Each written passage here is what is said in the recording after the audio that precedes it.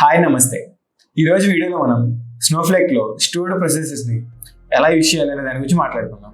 ఈ వీడియో చూసాక మీకు సింపుల్గా రీయూజబుల్గా ఆటోమేషన్ కోసం స్టోర్డ్ ప్రాసెసెస్ని ఎలా యూజ్ చేయాలి, ఎలా క్రియేట్ చేయాలి అనేది ఈజీగా అర్థం చేసుకుంటారు. So let's get started. Stored processes అంటే ఒక predefined SQL plus JavaScript black.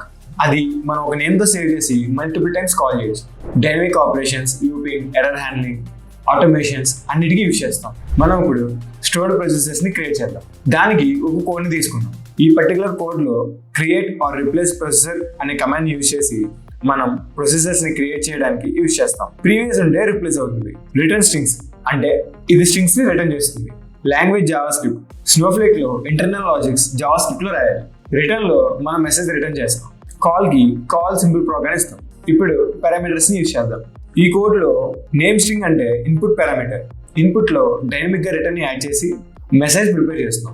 Call greet user Ravi అంటే రవి అని మనం గ్రీట్ చేస్తాం.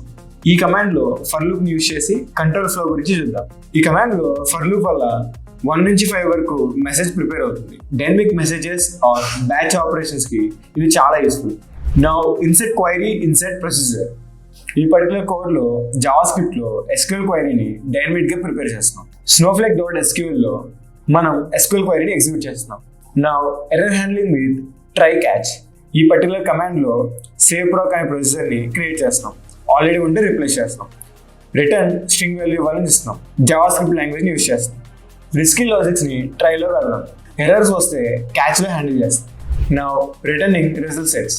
రిటర్న్ స్టేబుల్ అంటే ప్రొసెసర్లో క్వైరీ రిజల్ట్ రిటర్న్ చేస్తుంది. SQL బేస్డ్ ప్రొసెసర్స్ కూడా పాసిబుల్. ఇక్కడ కాల్ ఏంటంటే return data. Calling processor from task. ఈ కోడ్లో టాస్క్ కమాండ్ వల్ల షెడ్యూల్గా ప్రొసెసర్ రన్ అవ్వచ్చు. ఆటోమేషన్కి ఇది చాలా యూస్ఫుల్.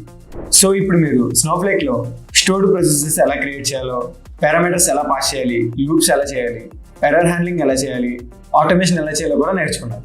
ఈ వీడియో నచ్చితే లైక్, షేర్ చేయండి. అండ్ వీడియోలో ఏమైనా డౌట్స్ ఉంటే కామెంట్ చేయండి. నెక్స్ట్ వీడియోలో మళ్ళీ కలుద్దాం. Until then subscribe to Brolly academy. Thanks for watching. జై డేటా.